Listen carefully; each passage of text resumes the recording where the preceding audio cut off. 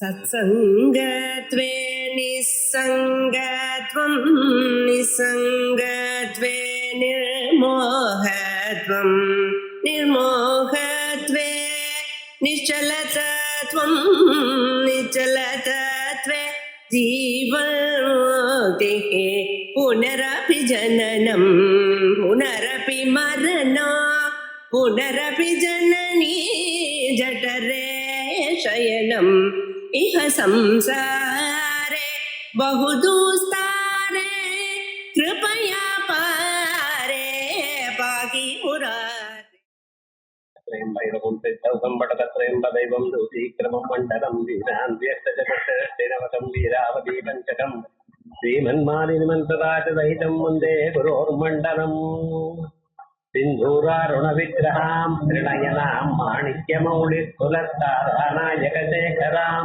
गजमुखीं आभीनवण्डोरुहां पाणिभ्याम् अधिपूर्णरत्नजटकं रक्तोत्कलं बिभ्रतीं सौम्यां रत्नकटस्थरक्तचरणां ध्यायेत्परामम्बिकाम् सुधासागरमध्यस्था कामाक्षी कामदायिनी देवसृजनसङ्घात स्तूयमान आत्मवैभवा अण्डा सर्वतोद्युक्त शक्तिसेना समन्विता. சஹஸ்ரநாமத்தில் இருக்கக்கூடியதான நாமாக்கள் எல்லாமே மந்திரங்களாக அமைஞ்சிருக்க. ஒவ்வொரு நாமாவும் ஒவ்வொரு மந்திரம். அந்த மந்திரத்துக்கு தனித்தனியாக விநியோகாதிகள் இருக்க.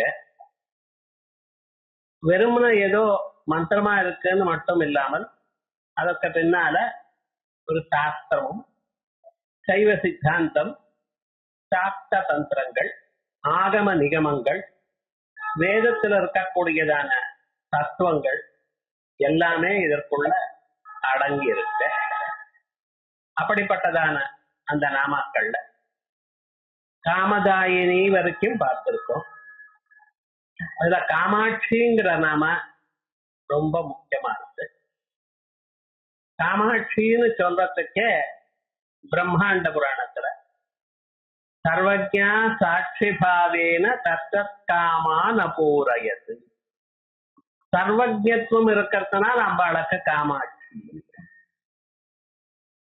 சர்வஜத்துவமா இருந்த போதும் சாட்சி பாவமா இருக்கா. சாட்சி பாவம்னு என்ன? எல்லாவற்றையும் பார்க்கக்கூடியதான ஆத்ம வடிவமாக இருக்க. யாரையும் இது பண்ணு என்று தூண்டல. அதே சமயத்துல எல்லாமும் எல்லா செயல்களும் நடக்கிறதுக்கு தான் காரணமாக.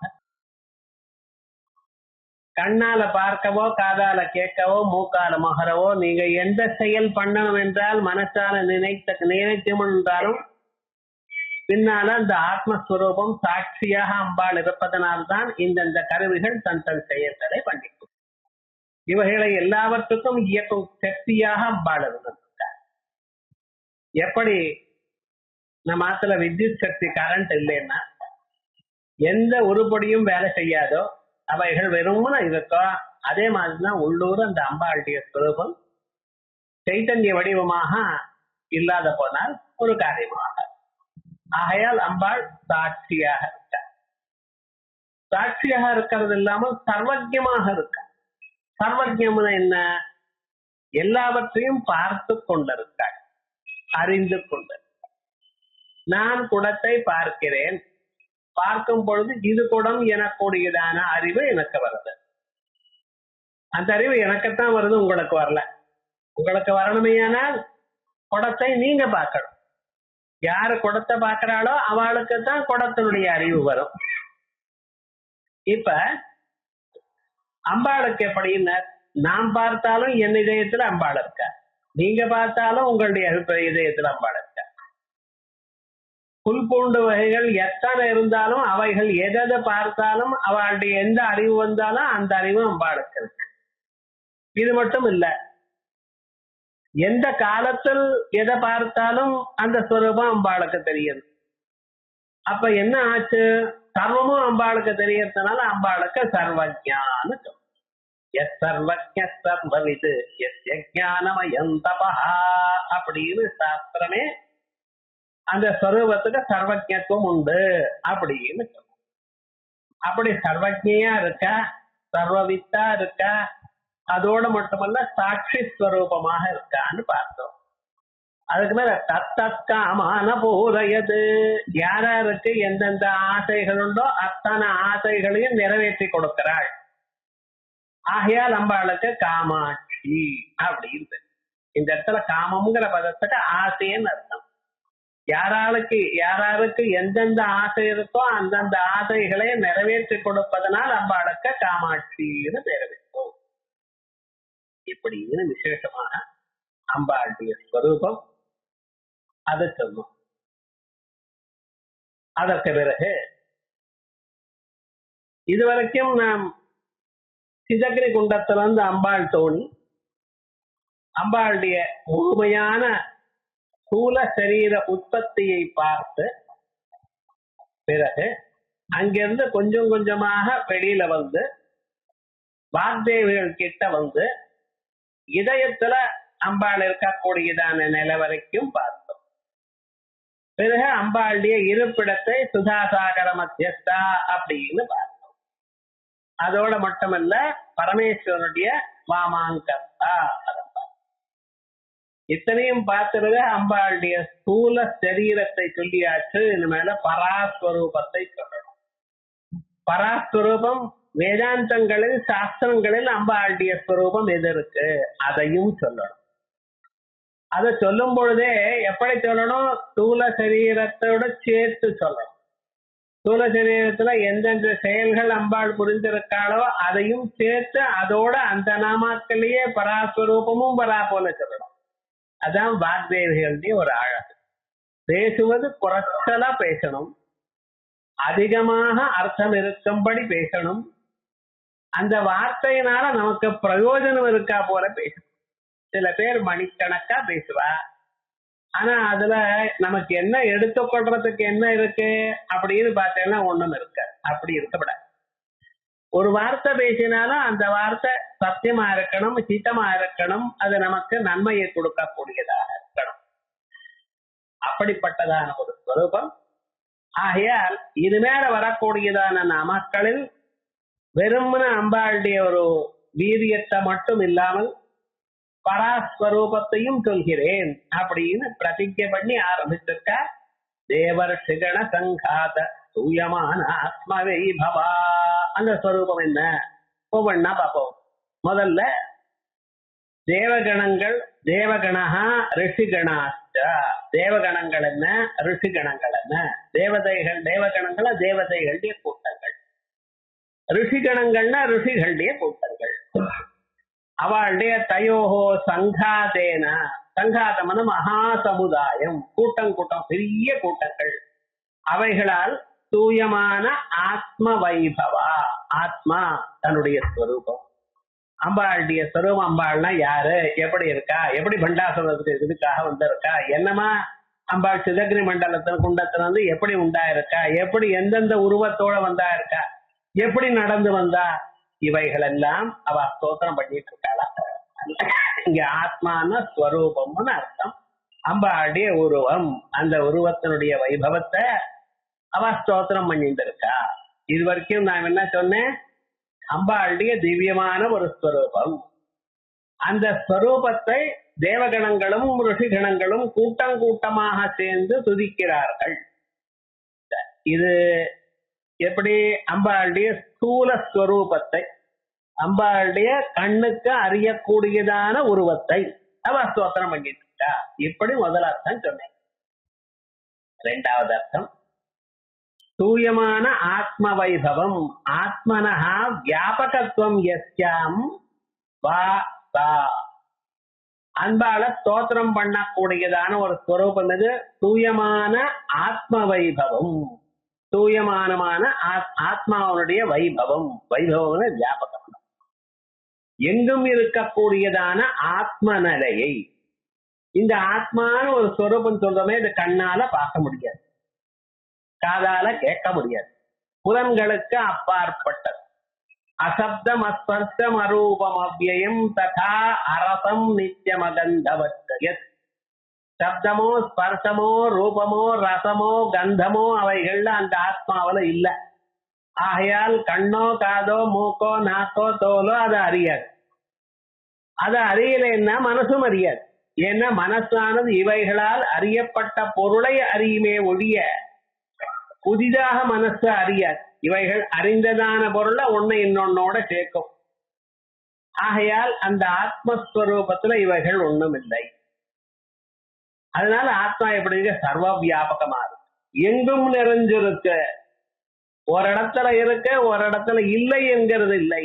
எல்லா வடிவமா எல்லாமாகவும் இருக்கு, எல்லா வடிவமாகவும் இருக்கு. ஒவ்வொரு மனிதனிடத்துல இருக்கு, ஒவ்வொரு புழுல இருக்கு, ஒரு பிராணியில இருக்கு. ஆத்மா இல்லாததான இடம் பார்க்க முடியுமா? ஆகாசம் இல்லாததான இடம் உங்களால பார்க்க முடியுமா? முடியாது. அதே போல ஆத்மா இல்லாத இடம் பார்க்க முடியாது. எல்லோருடைய சரீரத்திலையும் அம்பாள் இருந்துட்டு இருக்கா. இருந்திருந்தா அந்தந்த உருவமாகவே இருந்துட்டு இருக்கா. பெலூன்ல காத்த விட்டுருக்கேன். பெலூன் ஆப்பிள் மாதிரி இருந்தாலும் காத்து ஆப்பிள் மாதிரி இருக்கு. டியூப் மாதிரி இருந்தா டியூப் மாதிரி இருக்கு. வேற விதமாக பூனை மாதிரி இருந்தா உள்ள காத்து எந்த உருவத்துல இருக்கு அதே மாதிரி இருக்கு. அதே விதமாக ஜலம் இருக்கு. நீங்க டம்ளர்ல விட்டீங்கன்னா அந்த ஷேப் இருக்கு. சொம்புல எடுத்துட்டீங்கன்னா அந்த உருவத்தை எடுத்துக்கிறது. தட்டல விட்டேனால் அந்த உருவத்தை எடுத்துக்கிறது. ஜலத்துக்கு தனியாக தனிப்பட்டதான உருவம் இல்லை.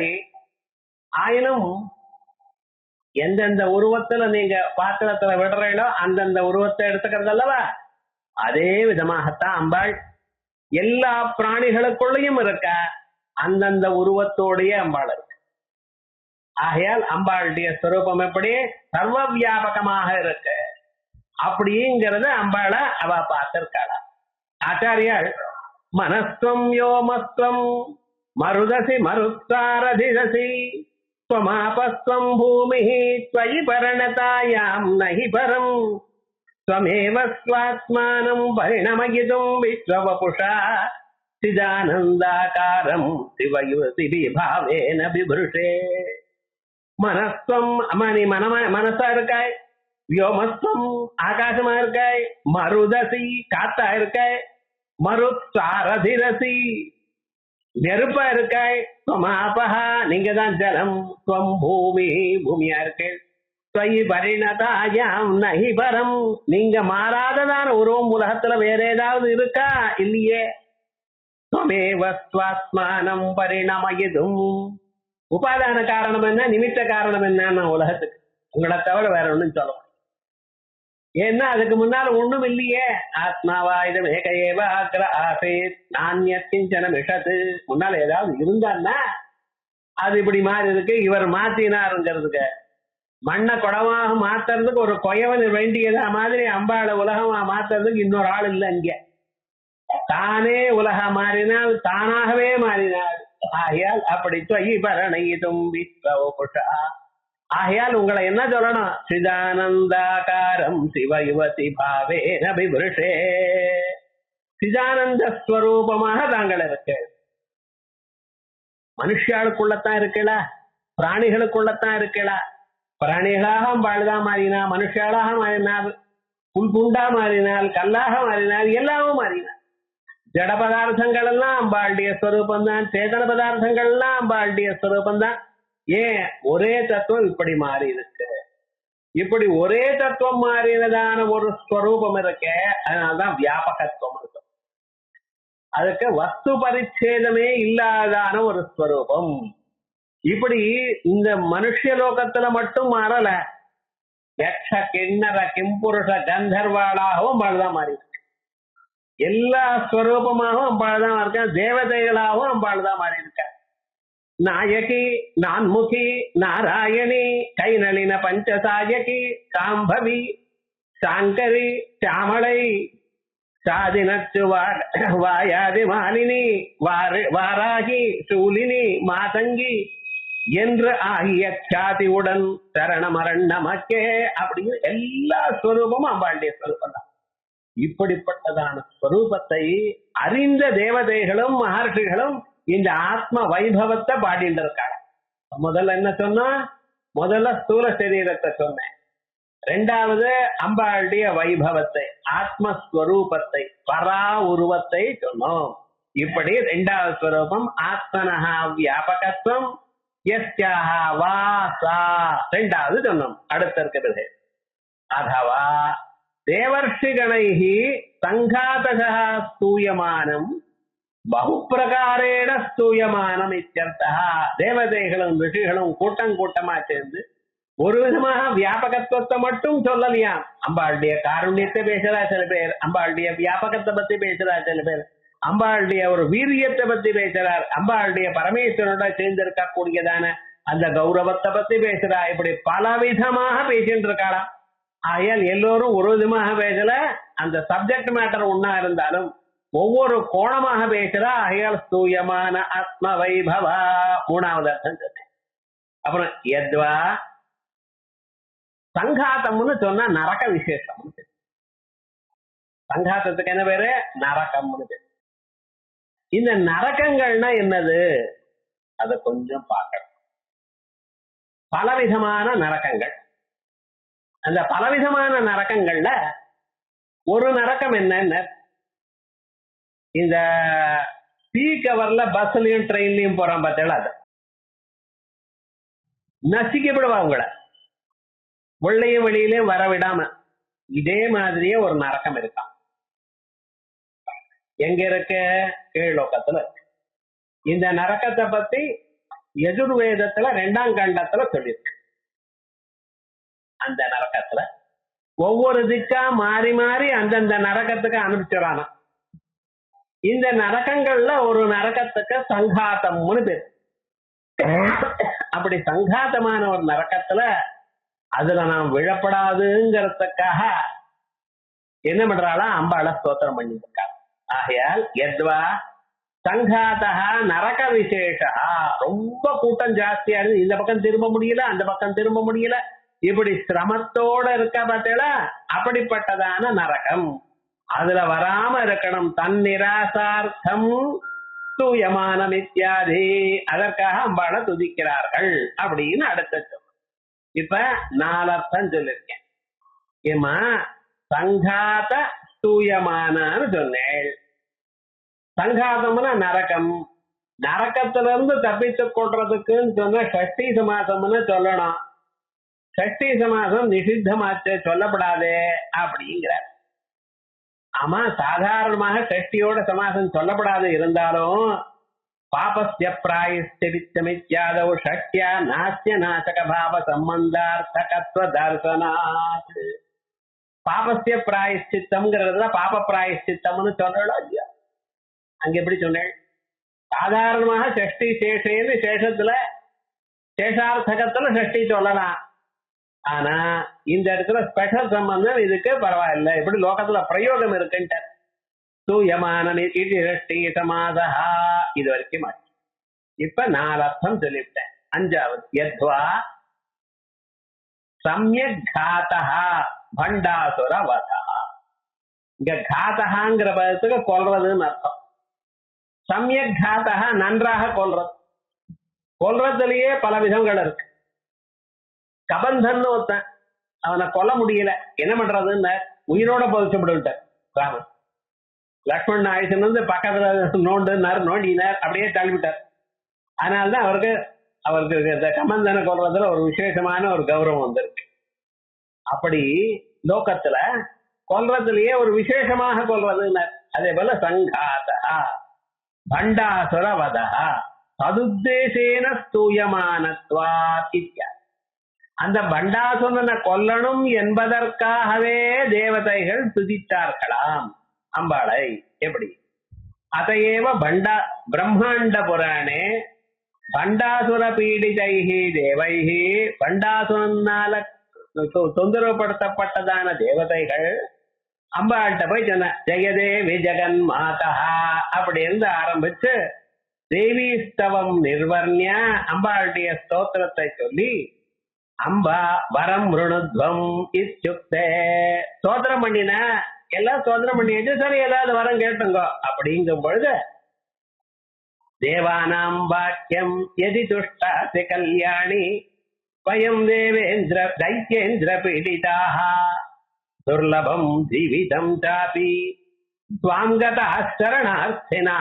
அம்மா உங்களுக்கு சந்தோஷம் ஏற்பட்டிருக்குமையானால் எங்களுடைய ஸ்தோத்திரத்தினால நாங்க ஒரு அப்பீல் ஒண்ணு கொடுக்கிறோம். என்ன?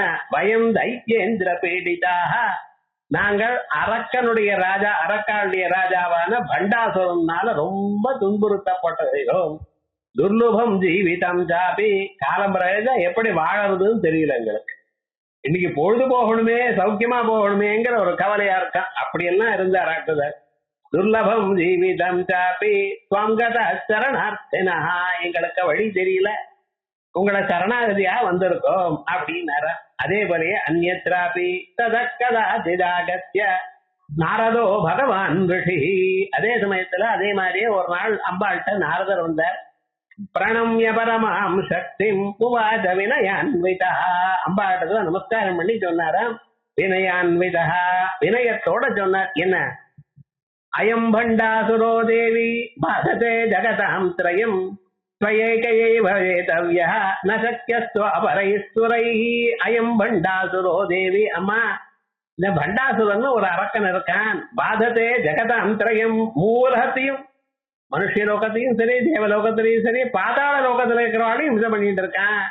ஸ்வயா ஏகையைவ ஜேதவ்யா, உங்களால் மட்டும்தான் ஜெயிக்கப்பட வேண்டும். ந சக்யஸ்வ அபரைஸ்வரைஹ, மற்றவர்கள்னால ஜெயிக்க முடியாது அப்படின்னார். இங்க என்ன விசேஷம்னு பார்க்கணும். இங்க பண்டன்னு சொல்றோமே, இந்த பண்டன்னா நம்மளத்துல இருக்கிற ஆணவ மலம் மேல போய் சொல்லப்பட. இது போகணும்னா அம்பாள் தவிர வேற யாராலையும் முடியாது. அந்த ஞானம் வந்தா தவிர வேற எதுக்காக போகாது. அதற்காக இந்த அஜானமானது ஞானத்தினால்தான் போகும் என்பதற்காக அந்த ஞானம் பாலால தான் வர முடியும் அப்படிங்கிறதுக்காக அப்படி சொன்னார் நாரதர். ஸ்வயைகையைவ ஜேதவ்யः ந சக்யः அபரைஸ்வரைஹ இத்யந்தம். இது வரைக்கும் ஆச்சா. இப்ப வஸ்து தஸ்து இந்த பதத்தை எப்படி பதச்சேதம் பண்ணணும்?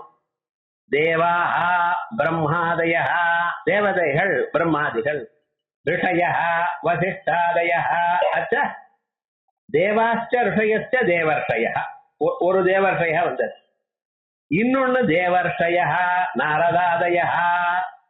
தேவதைகளா பிறந்த பிறகு ரிஷியானவ அவ நாரதாதிகள். இப்ப என்ன? முதல்ல தேவதைகள் இந்திராதிகள் பிரம்மாதிகள், ரிஷிகள் வசிஷ்டாதிகள், ரெண்டு பேரும் சேர்ந்தா தேவாஸ்த ரிஷயஸ்த தேவர்ஷயா ஒரு செட்.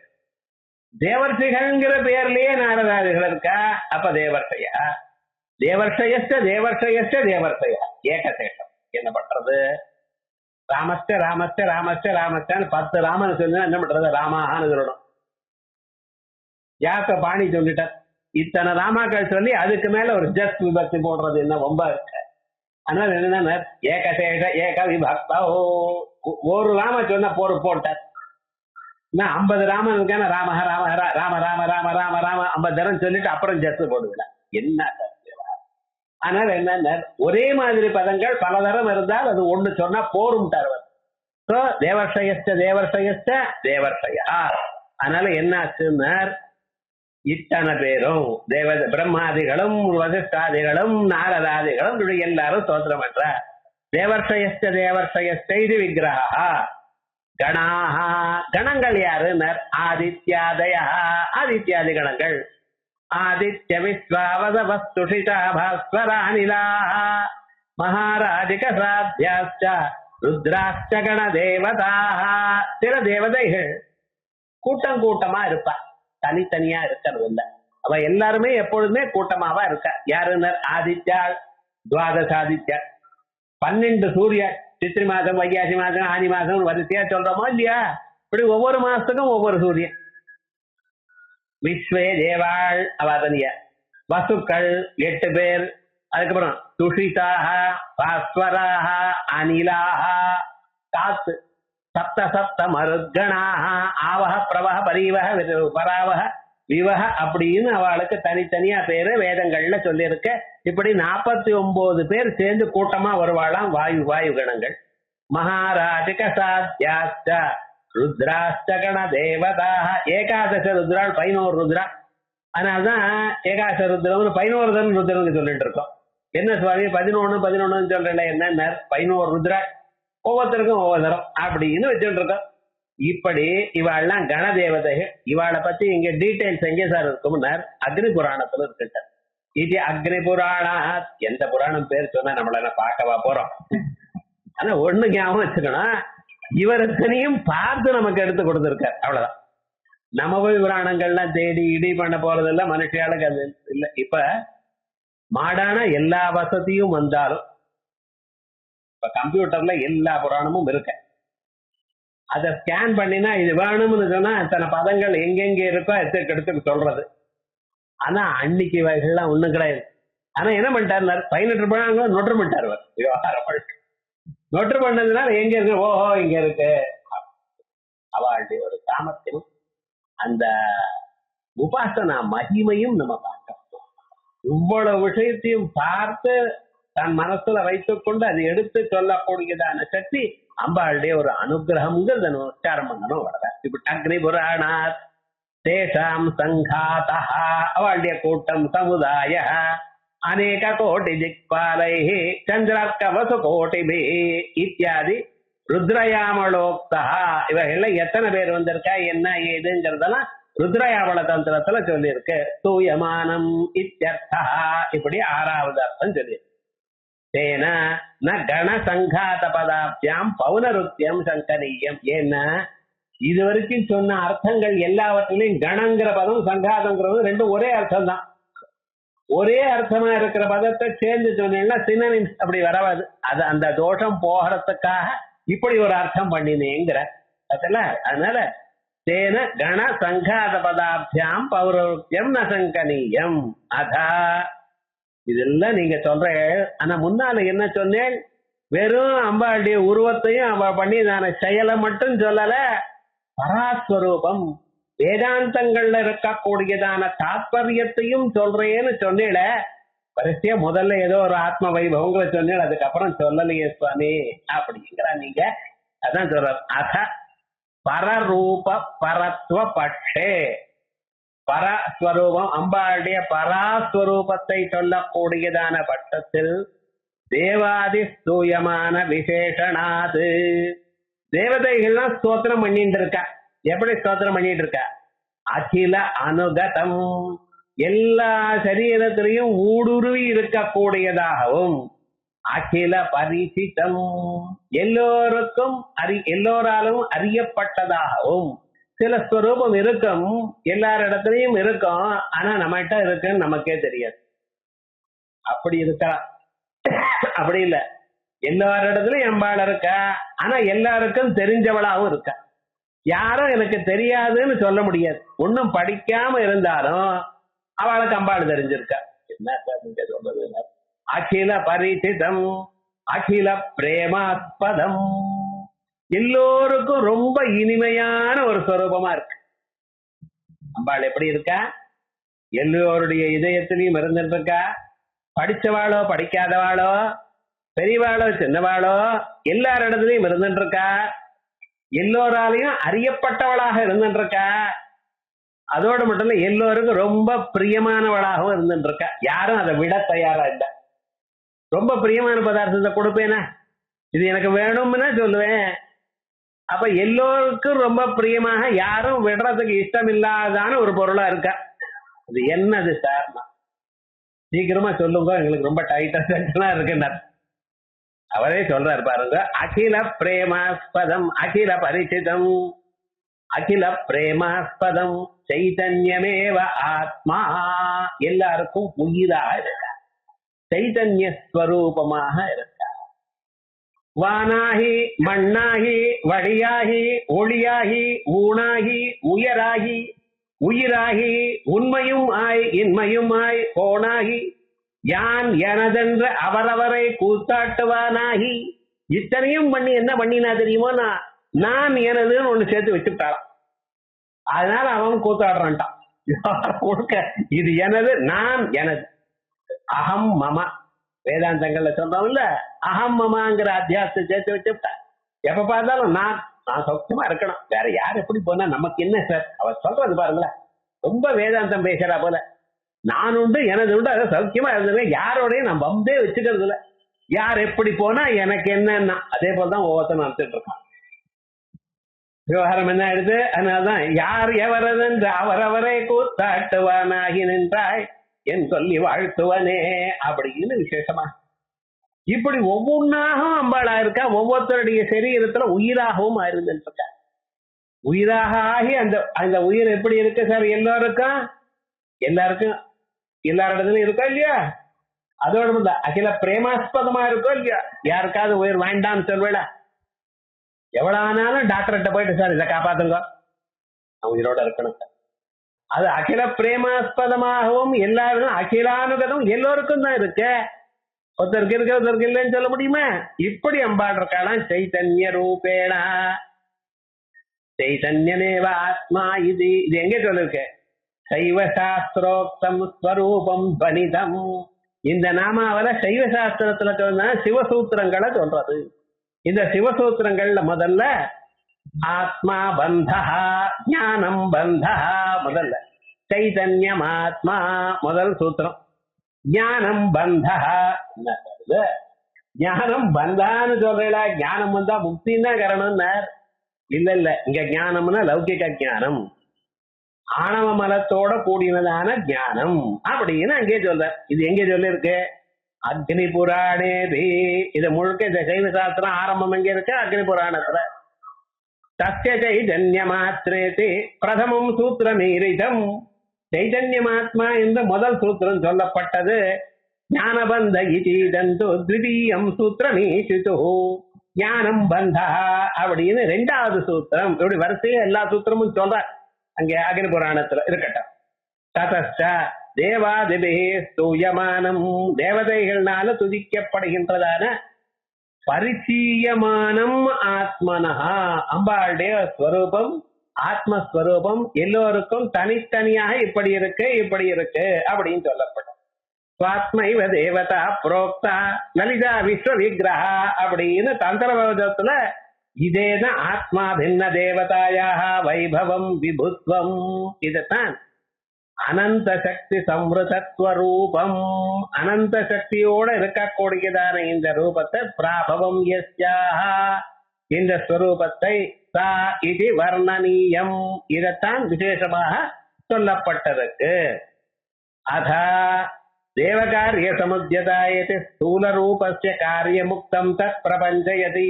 இதுவரைக்கும் முதல்ல ஸ்ரீமாதா ஸ்ரீ மகாராஜ்ஞி ஸ்ரீ சிம்ஹாசனேஸ்வரி சிதகுண்ட சம்பூதா வரைக்கும் இருக்கிற 4 ராமாக்களுக்கு அந்த ஆத்மஸ்வரூபமாக அர்த்தம் சொல்லிவிட்டேன். இப்ப இந்த தேவசகன சங்காதாங்கிற சூத்திரத்தினால் இந்த மந்திரத்தினால் முதல்ல இருக்கக்கூடியதான 4 நாமாக்களுடைய பராஸ்வரூபம் சொன்னேன். இப்ப தேவகாரிய சமுத்தியதா அப்படி அடுத்ததா நாமா இருக்கா? அதனுடைய ஸ்தூல ரூபஸ்ய காரிய முக்தம். அந்த காரியம் இங்க சொல்ற. அப்ப விவகாரம் என்ன? லலிதா சஹஸ்ரநாமம்னு ஏதோட மேலோட நம்ம படிச்சுட்டு போயிட்டே இருக்கோம். அர்த்தம் என்னன்னு ஆனா அது உள்ளூர ஒவ்வொரு நாமாவும் துவைத்து அதனுடைய அர்த்தத்தை வேதாந்த அர்த்தங்கள் இதுல என்ன இருக்க, அது என்ன சொல்றது, நமக்கு சைவ சாஸ்திரத்தினுடைய அர்த்தம் என்ன, எல்லாவற்றையும் கொஞ்சம் கொஞ்சமா சொல்வார் இந்த கிரந்தத்துல. எப்படின்னா அந்த நாமாவுக்கு அர்த்தம் அந்த நாமாவில் இருக்காது. இப்ப ஸ்ரீமாதா ஸ்ரீ மகாராஜ்ய ஸ்ரீமத் சிம்ஹாசனேஸ்வரி ஜெகன்மதா 4 நாமாக்களுடைய அர்த்தம் பராரூபருடைய அர்த்தம் இங்க இருக்கு. இப்ப இந்த அர்த்தத்தை அதை சொல்லும் பொழுது சொல்லணும். முன்னால அது சொல்லியாச்சு, நீங்க சொல்லலையேங்க. அதிகம் பழைய ஏதோ பாடம் பார்த்து விவகாரம் அப்படி முன்னும் பின்னும் இருக்கும். இது வேதம் மாதிரி. வேதத்துல எப்படின்னா மந்திர பாகத்துல ஒரு மாதிரி இருக்கும், அது எக்ஸ்பிளனேஷன் பிராமணத்துல இருக்கும். அந்த பிராமண மந்திரம் கீழே இருக்க வேண்டாமோ? இருக்காது, அது பாட்டுக்கு அது தனியா இருக்கும். இது பிராமணத்துல சொல்லி இருக்குங்கிற சத்திரியத்துல சொல்லியான்னு ஒருத்தன், அவனுக்கு பிராமணம் என்ன அர்த்தம்னு தெரியல, என்ன பண்றது? அப்படி விவகாரம் ஒண்ணு. அது அவ சொல்லக்கூடியதான ஒரு படி. இப்ப அடுத்த நாம பாருங்க, பண்டா சுரவதோத்யுக்த சக்தி சேனா சமன்விதா. பண்டாசுனை கொல்வதற்காக சித்தமா இருக்கக்கூடியதான அம்பாளுடைய சேனைகளுடன் கூடியிருக்காள். அம்பாள் பண்டாசுனை கொல்வதற்காக பல சேனைகள், அந்த சேனைகளுக்கெல்லாம் சக்தி சேனைகள்னு பேரு, அந்த சக்தி சேனைகளோட கூடியிருக்கா. இவ்வளவுதான் மேலோட பார்த்தா அர்த்தம். இப்ப ஒரு அர்த்தம் பார்ப்போம். இதுக்கு முன்னால ஒரு அர்த்தம் சொன்னேன். என்ன? தேவர் திகண சங்காத தூயமானாத்ம வைபவா சொன்னேன். அதுல நீங்க ஏதோ பரார்த்தம் சொல்றேன்னு சொல்லிட்டு உலகத்துல இருக்க எல்லா பொருளும் அம்பாளால செய்யப்பட்டது, எல்லாம் அம்பாள் தான் அப்படின்னு வியாபக ஸ்வரூபமாக அம்பாள் இல்லாததான பொருள் உலகத்துல ஒண்ணும் இல்லை அப்படின்னு. இந்த டேபிளும் அம்பாள் தான், சேரும் அம்பாள் தான், நீங்களும் நானும் உங்களது அம்பாள் தான். நமக்குள்ள அம்பாள் எப்படி இருந்துட்டு இருக்கா? சிச்சக்தியா இருந்துட்டு இருக்கா. இந்த டேபிள், சேர், கவர் இவைகள்லாம் எப்படி இருக்கா? ஜடசக்தியா இருக்கா. சிச்சக்தி சேதனா ரூபா ஜடசக்தி ஜடாத்மிகா இப்படி இருக்கா. எல்லாமே அம்பாளுடைய ஸ்வரூபமா ஆயிடுதுன்னா அப்புறம் சக்தி சேனைகள் ஏதுன்னு எல்லா சேனைகளும் அம்பாள் ஆக்கிவிட்டு மறுபடியும் சேனைகளோட கூடி இருக்குன்னு சொல்றேன். எங்கிருந்து வந்தது சேனைகள்? யோஜனை பண்ணவே இல்லையே சார். அதனால்தான் நான் சொல்றேன்ட்டார் அவர். நம்ம தான் யோசனை பண்றதே இல்லையே. விவகாரம் முழுக்க சொன்னதை எல்லாத்தையும் தலை ஆட்டிடுறோம். என்னைக்கு முதல்ல வேதாந்த கிளாஸுக்கு வந்தோமோ அன்னைக்கு சொல்ற பக்தியா கேட்கணும்ட்டான். சரின்ட்டேன். யோஜனை பண்றது கிடையாது. சொன்னதெல்லாம் சரின்னு கேட்டு ஒரு நாளைக்கு புரியும். அவரே சொல்றாரு இது புரியாதுன்னு தானே சொல்லிட்டு இருக்காரு அவர். அதனால ஒரு புரிஞ்ச அன்னைக்கு புரியட்டுமே அப்படின்னு நினைச்சுட்டோம். அப்படி இல்லை. நமக்கு நாம் யோஜனை பண்ணாத போனாலும் அதனுடைய தத்துவம் என்னன்னு சொல்லணுமோ இல்லையா? அதனால இங்க சக்தி சேனான்னு தனியா சொல்லியிருக்க. சக்தி சேனைகள்னா என்ன? அம்பாளுடைய சக்தி, உள்ள இருக்கிற சக்தி சேனைகளா வெளியில வந்திருக்கா. இந்த சேனைகளுக்கு யோகினிகள்னு பேர். இந்த யோகினிகள் தனித்தனியாக ஒவ்வொரு ஆவரணத்திலையும் இருந்துட்டு இருக்கா. முதல்ல ஆவரணத்துக்கு ஸ்ரீசக்கரத்துல பிரகட யோகினிகள்னு பேரு. அந்த பிரகட யோகினிகள் நாம் சொல்லும் பொழுது அவ 28 பேருன்னு சொல்றோம். முதல் ஆவரணத்துல அவளை பூஜை பண்ணிட்டு இருக்கோம். அதே மாதிரியே அடுத்ததாக வர செட்டு குப்த யோகினிகள்னு பேரு. அவளு 16 பேரை சொல்லியிருக்கு. அதுக்குள்ள இருக்கிறது குப்த தர யோகினிகள்னு பேரு. அவ ஒரு 8 பேரு. அதுக்கப்புறம் சம்பிரதாய யோகினிகள்னு 14 பேரு. குலோத்தீர்ண யோகினிகள்னு 10 பேரு. நிகர்ப யோகினிகள்னு இன்னொரு 10 பேரு. இப்படி வரிசையாக இந்த யோகினிகள்ல யாரு? அம்பாளுடைய உள்ள இருக்கிற சக்தி. என் கையில எழுதுற சக்தி, வாக்குல பேசும் திறமை, கண்ணுல பார்க்கும் திறமை, இவெல்லாம் என்ன விட்ட வேற அதுவேவா? நம்மகிட்ட தானே இருக்க. அம்பாள் என்ன பண்ணினாலா தன்னிடத்துல இருக்கிற சக்தியை தான் வெளியில கொண்டு வந்து, இந்த சக்தி இங்கே இருக்க அதையே வெளியில கொண்டு வந்திருக்கா. கொண்டு வந்து ஒவ்வொரு சக்தியும் 1000 மடங்கா பண்ணிவிட்டா, கோடி மடங்கா பண்ணிவிட்டா. ஏன் தெரியுமோ? நான் பார்க்கும் திறமை ஒண்ணுதான். கிட்ட இருக்கிற பொருளை பார்ப்பேன், எட்டி இருக்கிற பொருளை பார்ப்பேன், நேரா பார்ப்பேன், கோடலா பார்ப்பேன். நீங்க பாக்குறத நான் பார்க்காம இருக்கணுங்கிறதுக்காக பார்ப்பேன். நீங்க பார்க்காத சமயத்துல பார்ப்பேன். இதெல்லாம் லவர்ஸ் பண்றது நான் இல்லை. இப்படி பண்றாளோ இல்லையா? பார்க்கிறதுங்கிறது ஒரு திறமையா இருந்தாலும் அந்த பார்வையில பல பார்வைகள் இருக்கு. கோபமான பார்வை ஸ்ரீவே சுங்காரார்த்தா சிவனிடத்துல ஒரு மாதிரி பார்ப்பாளாம். சதிதர ஜரே குத்தரபரா மற்றவர்கள ரோஷமா பார்க்கறது, நேரா பார்க்கறது, இனிமையா பார்க்கறது, அனுகிரகத்தோட பார்க்கறது. சரோஷா கங்காயம் கங்கை இடத்துல அப்படி ரோஷமா பார்க்கலாம். இப்படி ஒவ்வொன்றும் ஒரு விதமா நீ பல பார்வைகள் இருக்கா இல்லையா? அதே மாதிரியே காதலியம் நேரா கேட்கறது, ஏதோ கேட்காத மாதிரி கையில இப்படி வச்சுன்னு கேட்கறது. இவனுக்கும் எப்படி வச்சிருந்தாலும் ஒன்றும் கேட்க போறது இல்லை. ஏன் வேதாந்த கிளாஸுக்கு வந்தேன்னா டிவியில கேட்டா கேட்கல, அதனால இங்க வந்திருக்கேன். அப்ப பார்க்கும் திறமைகள் பல, கேட்கும் திறமைகள் பல, வாசிக்கும் திறமைகள் பல, தொடும் திறமைகள் பல. இப்படி பல திறமைகள் இருந்தால் எல்லாம் தன்னுடைய சரீரத்திலிருந்து வெளியில கொண்டு வந்திருக்கு. அதனால எதற்காக பண்ணேள்? பண்டாசுரவதோத்யுக்த சக்தி சேனா சமன்விதா. பண்டாசுரனை கொல்வதற்காக அத்தனை திறமைகளும் தன்னிடத்தில் இருக்கக்கூடிய திறமைகளை சேனைகளா ஆக்கிவிட்டா. எதற்காக? இந்த மானிட பிறவி ஒண்ணு கொடுத்திருக்கு நமக்கு. இதுல என்னுடைய எல்லா திறமைகளையும் உபயோகப்படுத்த அந்த சிவனடியை அடையணும்.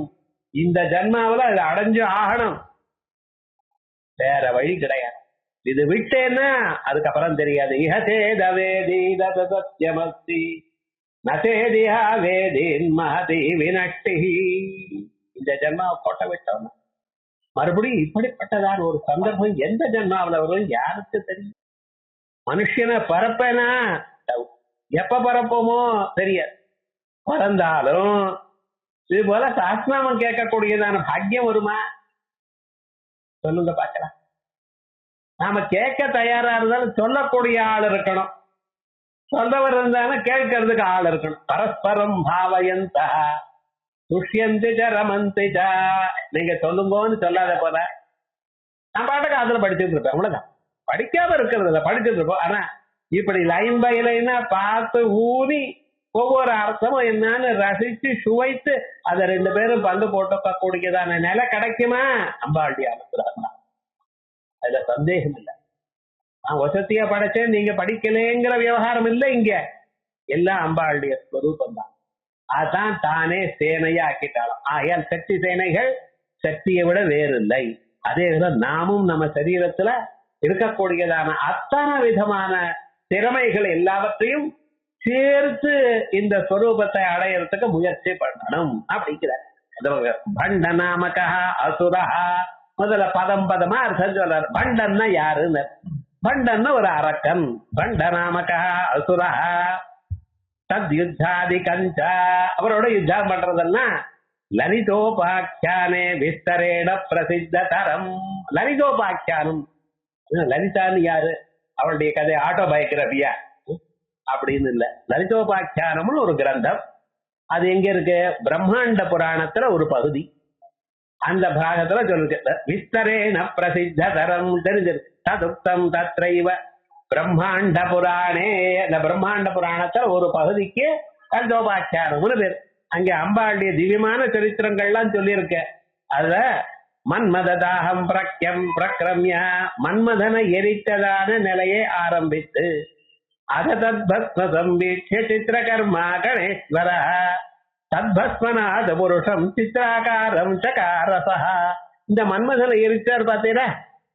எரிச்சதுமே என்ன ஒரே செகண்ட் கண் அப்படி திறந்தார், கொஞ்சம் திறந்தார், முழுமையை திறக்கல. அவர் பரமேஸ்வரனை ரொம்ப பத்திரமா இருப்பார். அவருக்கு ஆசுதோஷின்னு பேரு, ஆசுகோஷி. அந்த கல்கட்டாக்கெல்லாம் போனேன்னா ஆசுதோஷ் முகர்ஜின்னு பேர் வச்சுப்பான். பரமேஸ்வருடைய பேர் ஆசுதோஷ் அப்படி. அண்ணா டக்குனு சந்தோஷம் வரும், கோபம் வந்தா தெரியும் உங்களுக்கு என்ன ஆகுமா. அவர் சிரிச்சாரே வம்புன்னு முப்புறத்துல சிரிச்சு இழுத்து எரிச்சு விட்டார் அவர். மகாவிஷ்ணு அம்பா நிக்கிறார், என்னத்தானே விட போறார், நான் தான் போய் எரிக்கிறேன். அதற்கு பிறகு மகாவிஷ்ணு தானே முப்புறத்தை எரிச்சார் அப்படிங்கிற பேர் நமக்கு சாஸ்வதமா வந்துட போறது அப்படின்னு நினைச்சுட்டு இருக்கார். பரமேஸ்வரர் என்ன பண்ணினார்? மேரு பர்வதம் எனக்கூடியதான வில்லுல திருமால் எனக்கூடியதான அம்ப இழுத்து என்ன பண்ணினார்? விடலன்ட்டார், இழுத்து வச்சிருக்கார். என்ன ஆச்சுன்னார்? ஒரு சிரிப்பு சிரிச்சாரா, முப்புறங்கள் எரிஞ்சு போச்சு, இனிமேல் உனக்கு வேலை இல்லை, எடுத்து மறுபடியும் அம்பலாத்தோட வச்சுட்டாரு. அது மாதிரி முப்புறங்கள் ஆணவ மலம், காய்க மலம், கார்மிக மலம், சூர சரீரம், சூக்ஷ்ம சரீரம், காரண சரீரம், இந்த 3 புறங்களையும் சேர்த்து எரிப்பதற்கு அவருடைய ஒரு சின்ன ஒரு புன்சிரிப்பு போரும். அந்த ஞானமானது ஞானாக்னி சர்வ கர்மாணி பஸ்வ சத்குரு தெர்ஜுனா தத்யதா இசி காதூலம் அக்னௌ புரோதம் நாதா தாக்கியதா. அந்த இலவம் பஞ்சுக்கு மேல ஒரு சின்ன துளி நெருப்பு விழுந்த எப்படி எரிஞ்சு போயிடுமோ அதே போல உங்க அஜ்ஞானம் எத்தனையோ பிறவிகளா என்ன வாட்டிண்டு இருக்கேன்னு கவலைப்படுறா ஒண்ணும் வேண்டாம். அவருடைய ஒரு சின்ன ஒரு கடன் பார்வை வந்து சேர்த்தா போறோம். அப்படி அந்த மன்மதனை எரிச்சார், கண்ணை திறந்தார், மன்மதன் குவியலாக தூக்கியா ஆயிட்டார். அவர் பாட்டுக்கு எழுந்து போயிட்டார். அது என்ன ஆச்சுன்னா யாகத்துக்கு அவருடைய தபஸுக்கு விக்னம் வந்துருத்தோ இல்லையோ கிளம்பிட்டார் அவர், இந்த இடம் வேண்டாம். அப்புறம் என்ன பண்ணார்? இவர் அப்படி போறதுன்னா மகா கணபதி அங்க இருந்து வந்தார். அவர் என்ன பண்ணார்? பரவாயில்ல, நம்ம எதுவும் நினைச்சிட்டு இருக்கோம், இந்த எல்கேஜி யூகேஜி எல்லாம் குழந்தைகள் விளையாடுறதுக்காக ஒரு ஒரு மாவாட்டம் ஒண்ணு கொடுக்குற பாருங்க, அதை வச்சுட்டு பொம்மை பண்ணிட்டு இருக்காள. அதே மாதிரி இவர் பார்த்தார், ஆஹாஹா இங்க நல்லா தூசியா இருக்கு, இது எரிச்சு என்ன பண்ண கொஞ்சம் ஜலத்தை அதை விட்டார். அப்படியே ஒரு மனுஷியன் பொம்மை மாதிரி பண்ணினார் அவர். பார்த்தல அத தத் பஸ்ம சம்பீட்ச சித்திரகர்மா கடேஸ்வர, அழகாக பண்ணினார். தத் பஸ்மநாத் புருஷம் சித்ராகாரம் சகாரசா, அந்த பஸ்மாவனால அழகான ஒரு மனுஷ ஆகாரத்தை பண்ணினாராம். இதை பண்ணிட்டு இவர் சும்மா இருக்கப்படாதோ, இவர் பண்ணிட்டு இருக்கிற குழந்தைகள் விளையாண்டுட்டே இருந்தா அம்மா அப்பா என்ன பண்ணுவாங்கன்னு பாப்பா. எப்பவுமே பார்த்துட்டு கண்குத்தி பாம்பா பார்த்துருப்பா குழந்தைகளை. என்ன அது பாட்டுக்கு வேற எங்கேயாவது கை விட போறது, ஏதாவது பண்ண போறது. அந்த குழந்தை என்ன பண்றதுங்கிறது குழந்தை பார்க்காம அம்மா பாப்பா அந்த குழந்தைய. அப்படி இது என்னடா ஆச்சுன்னு இது பண்ணினாரு. நான் பிரம்மதேவர் அங்க இருந்து வந்தார், லோக பிதாமகர் வந்ததுமே குழந்தை உருவத்தை பண்ணி வச்சிருக்கார் மகாகணபதி. அவருக்கு ரொம்ப சந்தோஷமா, என் காரியத்தை நீ பண்ணிட்டு இருக்க, உலகத்தை படைக்கிறது என் காரியம், நீ பண்ணிட்டு இருக்க, சரி என்ன ஆச்சுன்னு அது அதுக்கு உயிர் வரும்படி பண்ணிட்டாரோ. ஏதம் தாத்தா பண்டிட்டு பண்டிட்டு பேட் பேட் அப்படிங்கிறா இல்லையா, அவர் பண்டு பண்டுன்னு சொன்னார். அவர் லாங்குவேஜ் அப்படி இருக்கு. என்ன கேட்டீங்கன்னா, ஏன் சார் இப்படி சொன்னேன்னா, அவர் ஏதோ சொன்னார் அப்படி பண்டிட்டு பண்டிட்டு பதுவா சதோ நாம்னா பண்டோலோ கேஷ கத்தியதே. இதனால்தான் பண்டாசுரன்னு பேர் வந்ததாம். பண்டாசுரனுக்கு பண்டாசுரன் ஏன் பேர் வந்தது, மகாகணபதி பண்ண வேலை. அந்த தூசி எடுத்து அதுல ஜலத்தை, குழந்தைகள்னா ஏதாவது ஏதோ பண்ணிட்டே இருக்கும், அது ஏன் பண்றதுன்னு தெரியாது. இந்த குழந்தை இப்படி விளையாண்டே இருக்கு, இதை பார்த்தாரா நன்னா பண்ணிருக்க பொம்மைய அப்படின்னு வச்சுன்னு கிளேங்கிறா. அது மாதிரி என்ன பண்ணினா, ஓஹோ இது பண்டு பண்டுன்னு சொல்லி அதுக்கு உயிர் வரும்படி பண்ணிட்டாரா. தஸ்ய அசுரத்வமை தத்ரைவ உக்தம், பிரம்மதேவர் சிருஷ்டிச்சார். அவர் ஒரு தேவன் சொல்லப்படாதோ, ஒரு யக்ஷன் கிண்ணரன் கிம்புருடன் அப்படின்னு சொல்லாம, மனுஷன்னு சொல்லாம அவர் அசுரன் அரக்கன்னு சொன்னீங்கள. ஏன் சார், ருத்ர கோப அனலாஜாதா ததோ பண்டோ மகாபலா, கோபத்திலிருந்து உண்டா, அதனால்தான் மனுஷனுக்கு கோபம். நீங்க சொல்றேன் சார், கோபம்லாம் வராம தடுக்க முடியாது, வரத்தான் வரும் அப்படின்ட்டு கூடிய மட்டும் கோபத்தை அடக்கிறதுக்கு முயற்சி பண்ணுவோம். கோபம் வராம ரொம்ப கஷ்டம் தான் அது. ஆனா வராம இருக்கிறதுக்காக முயற்சி பண்ணுவோம்.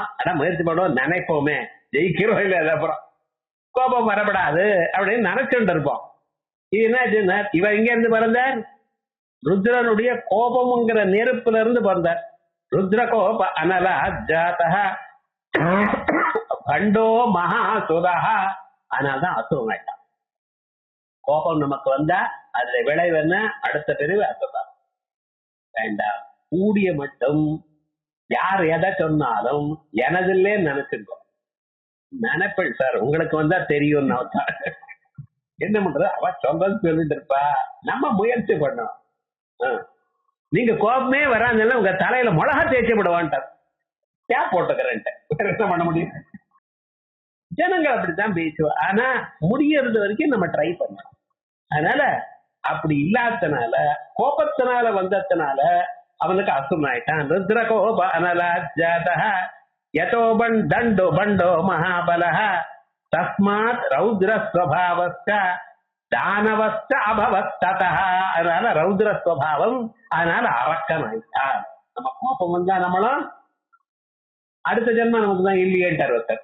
அதனால இன்னைக்கே கோபிச்சுக்கிறோம் எல்லாத்தையும். வேண்டாம்னு சொன்னா அதை பண்றதுக்கு 1000 சாக உங்க மனசு கொடுக்கும். ஆனா நல்ல வழியில இருந்து என்ன தள்ளாம பார்த்துக்கணும்னு பகவான பிரார்த்தனை பண்ணும், வேற வழி இல்லை. இப்படி பண்டாசுரங்கிற பதத்தை மட்டும் சொன்னேன். சத்ய தைத்திய வதே, அந்த பண்டாசுரன் எனக்கூடியதான அரக்கனை கொல்வதற்காக உத்யுக்தானாம் சக்தினாம் ஸ்ரீ தேவதானாம் சேனாபிஹி, அம்பாளத்திலிருந்து வெளியில வந்ததான சக்திகள், ஸ்ரீ தேவதைகள், அந்த சைன்யங்கள், சைன்ய சம்யக் வியூக நிர்மாணேன அன்விதா, சைன்யங்கள் ஏதோ கூட்டமா அப்படி சேர்றது இல்ல, அதெல்லாம் வியூக நிர்மாணம்.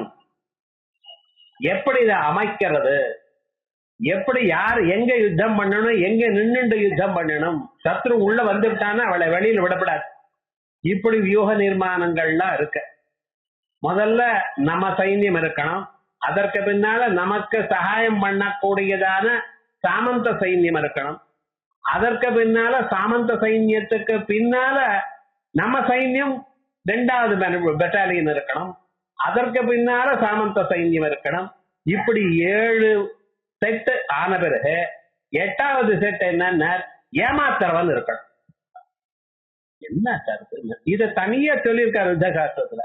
ஒரு ராஜா என்ன பண்ணிட்டு இருக்கான்னா ஒவ்வொன்னா அடைக்கிண்டு இவ சைன்யத்தை அடிச்சா சாமந்த அப்படி வரிசையா போன 7 செட்டு தாண்டியாச்சு. இனிமேல திரும்பி வர வேண்டியது தானே, எல்லாரையும் ஜெயிச்சாச்ச அப்படின்னு திரும்பி வரானாம். அங்க இருக்கிறவன் என்ன கத்தி எடுத்துன்னு பின்னால குத்திவிட்டான். அவனுக்கு ஒண்ணும் தெரியாது, கீழே விழுதுரும். ஆனா திரும்பி வரான் பார்த்தீங்களா, திரும்பி வரப்ப கொண்டு விட்டாராம். விவகாரம் என்னென்ன இப்படி எல்லாம் உண்டு யுத்த சாஸ்திரத்துல, இப்படி விவகாரங்கள்லாம் உண்டு. அதனால அந்த சைன்யங்கள வியூக நிர்மாணம் அபிமன்யுன்னு ஒருத்தன் அர்ஜுனுடைய பிள்ளை. அவரை கொல்றதுக்காக பாண்டவ சைன்யம் கௌரவ சைன்யம் போட்ட வியூகம் இருக்கு பார்த்தீங்களா, அதை பேதிச்சுண்டு உள்ள போக தெரியும், வெளியில வராது. அவ்வளவுதான் தெரியும் இவருக்கு. இவன் கர்ப்பத்துல இருக்கும் பொழுது, அபிமன்யு கர்ப்பத்துல இருக்கும் பொழுது சொல்லிட்டே இருந்தார் அர்ஜுனன். அந்த அம்மா அது வரைக்கும் கேட்டா அதுக்கப்புறம் தூங்கி போயிட்டான். தூங்குறது தப்புன்னு நான் சொன்னேன், தலையெழுத்து அவ்வளவுதான் விவகாரம் முழுக்க. அதனால இந்த உள்ள கேட்டுன்றதானா கர்ப்பத்துல இருந்து அபிமன்யு எப்படி சேதனம் பண்ணி உள்ள போறது. இவ தர்மபுத்திரர், பீஷ்மர், நகுலர், சகதேவர், பீமர், நகுலர், சகதேவர் 4 பேரும் சொல்லியிருக்கா, நீங்க ஒண்ணும் கவலைப்படாத, உனக்கு தெரியும் உள்ள போறதுக்கு, எங்களுக்கு தெரியாது. அர்ஜுனனுக்கு தான் தெரியும், அபிமன்யுக்கும் தெரியும். நீ உள்ள போ, உங்க பின்னால நான் வரேன்ட்ட.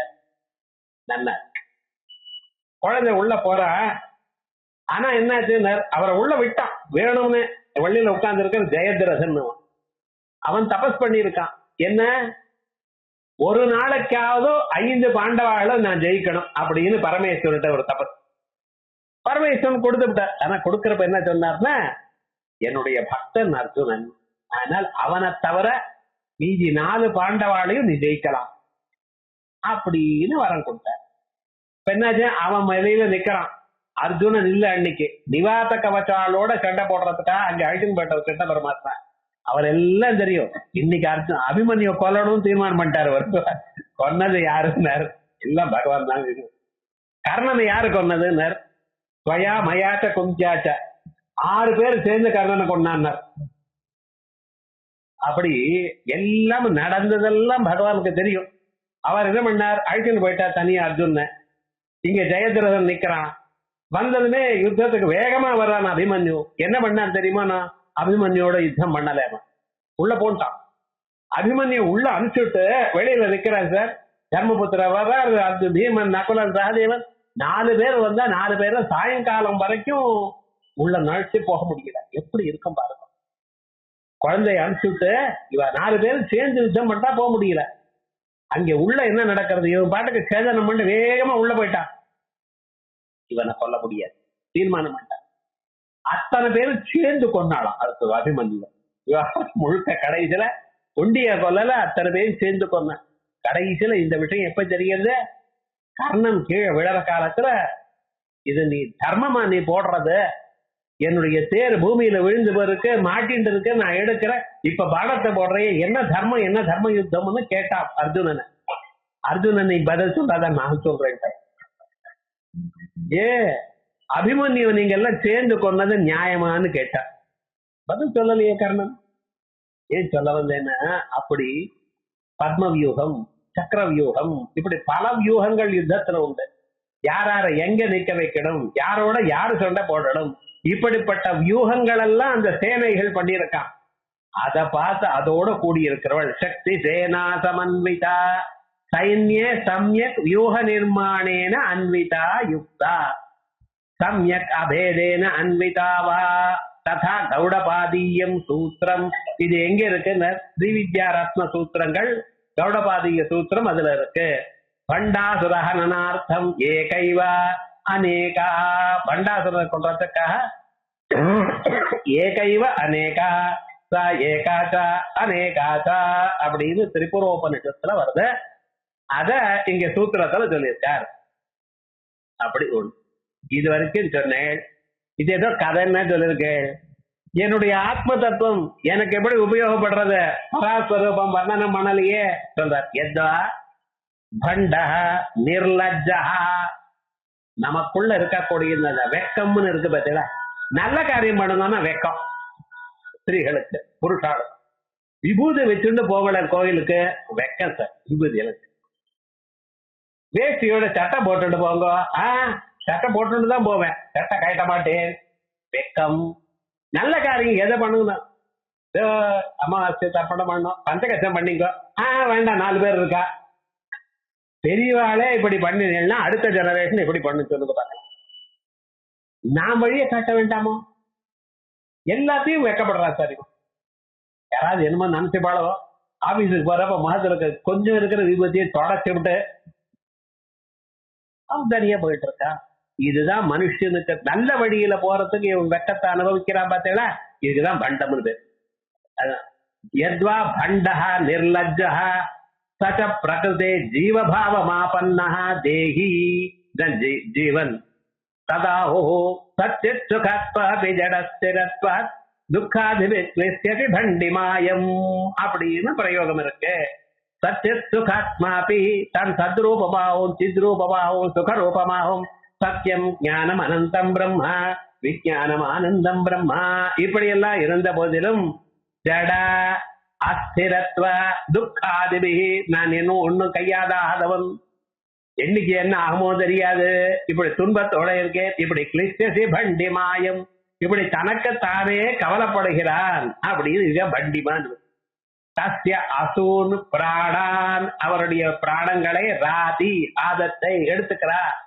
தத் சர்வம் ஸ்வம் தத் ஜதோ தர்மஹா பண்டிமா இது யாவது, இதுக்குதான் பண்டிமா இருக்கு. ஞானபந்தா இது சூத்ரோக்தா பந்தா, லௌகிகமான ஞானம் விஷய ஞானம், இதுதான் பந்தம் மனுஷனுக்கு அப்படின்னு சூத்திரத்துல சொன்ன பந்தமானது இங்க சொல்லப்பட்டது. அஸ்ய ஆத்மா ஞானமிதி சூத்திரத்வயம். ஆத்மா ஞானம், இந்த 2 சூத்திரத்துக்கு சைத்தன்யமாத்மா முதல் சூத்திரம், ஞானம் பந்தா 2வது சூத்திரம். இதை சேர்த்து சைத்தன்யம் ஆத்மா அஜானம் பந்தா அப்படின்னு பிரிக்கலான்ட்ட.